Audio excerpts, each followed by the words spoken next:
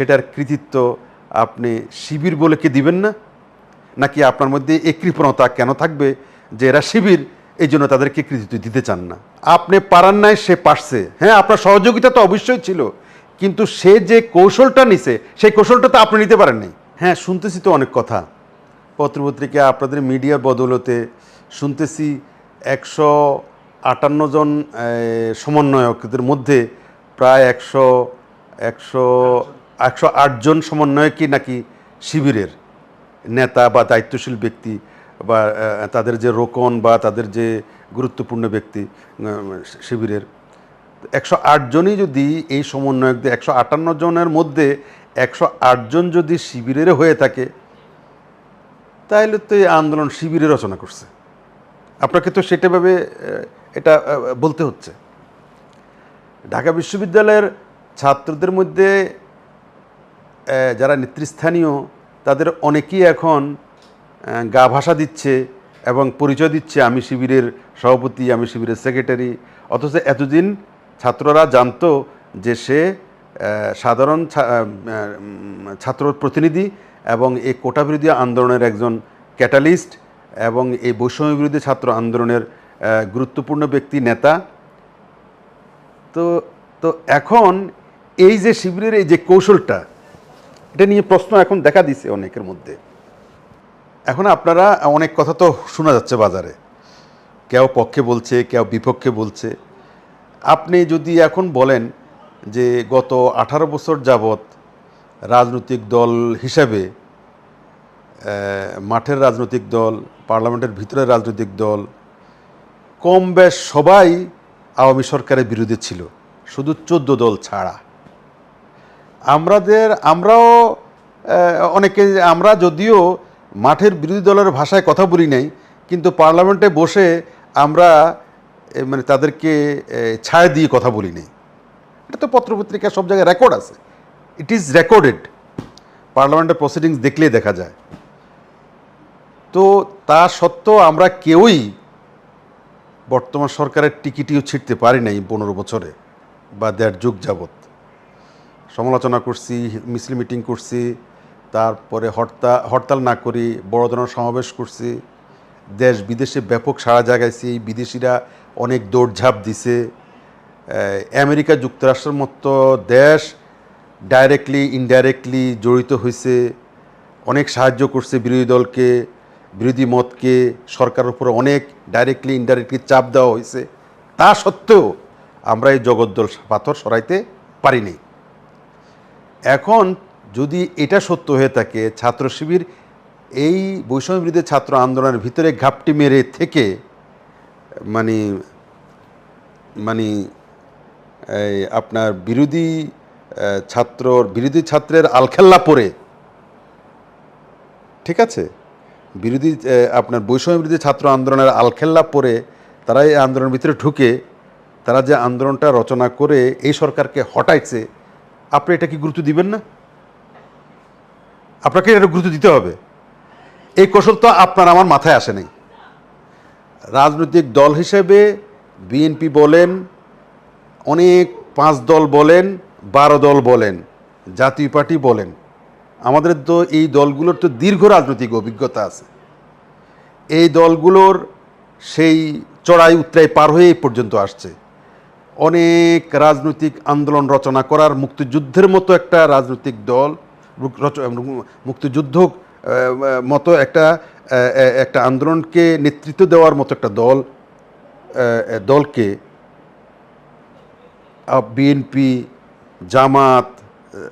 জামাতের যে মেইন বলবো, জামাতের কথা এখনো বাদ দিলাম, জামাত যেহেতু শিবিরের সাথে ট্যাগড, বিএনপি, 5 দল, 12 দল এবং পার্লামেন্ট ভিতরে জাতীয় পার্টি, সবারই ডাইরেক্টলি ইনডাইরেক্টলি বক্তব্য একই ছিল যে আওয়ামী লীগ সরকার ভালো করছে না, তারা স্বৈরাচারী, ভিন্ন মতের এখানে কোনো ভ্যালু নাই, ভিন্ন মতের কোনো স্থান নাই, জায়গা নাই, গণতন্ত্রের কোনো এখানে নামগন্ধ নাই, নির্বাচন এখানে নির্বাসিত।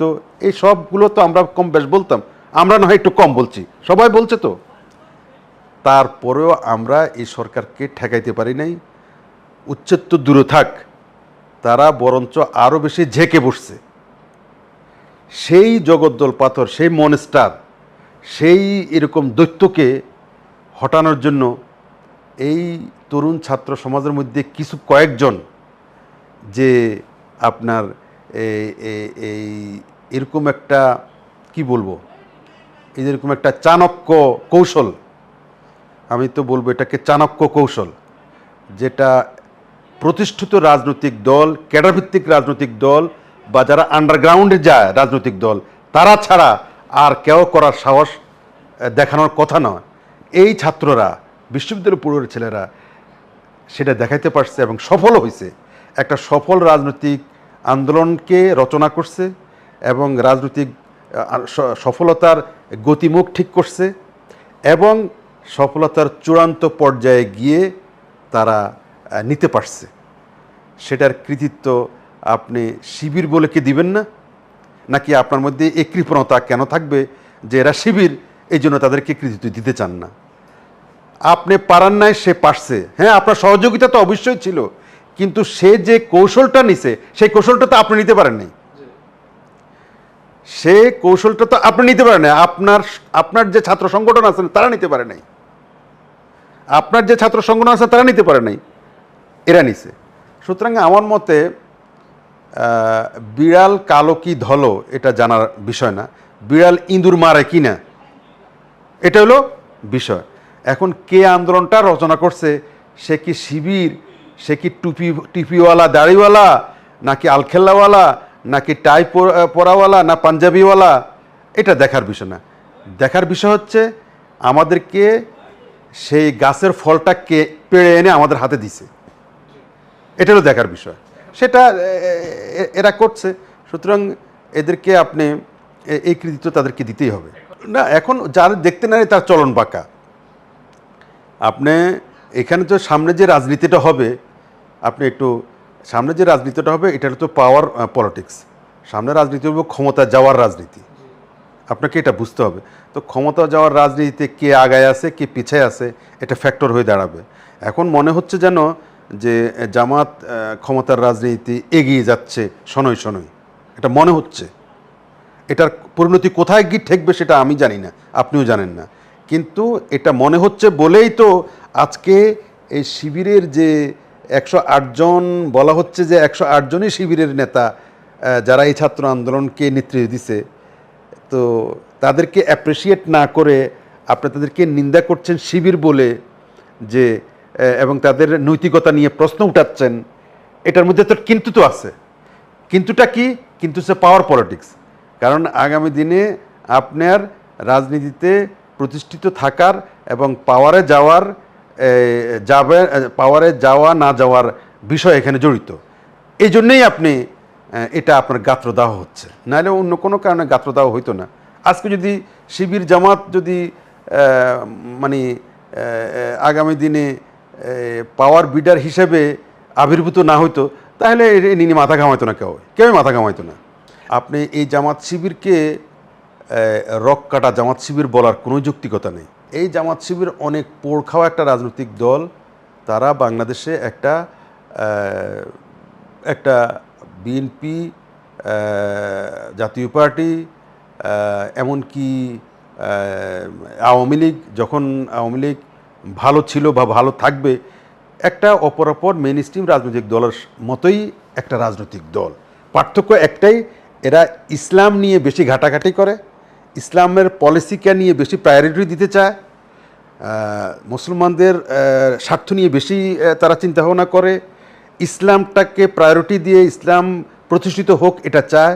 তার অর্থ আবার এটা নয় যে জামাতে একদম ক্ষমতা আসার পরে সবার রক কাটি ফেলবে, মহিলাদেরকে সবাইকে একদম বোরকা পরায় ছাই দিবে এবং আপনার বেবিচার হইলে একদম সঙ্গে সার করে ফেলবে, তারপরে আপনার সমস্ত সরাইখানা বন্ধ করে দিবে রাতারাতি। এটা ভাবার কোনোই যুক্তিকতা নাই এবং এটা হবেও না। সুতরাং এত ভয় পাওয়ার আমি কিছুই অন্তত দেখি না।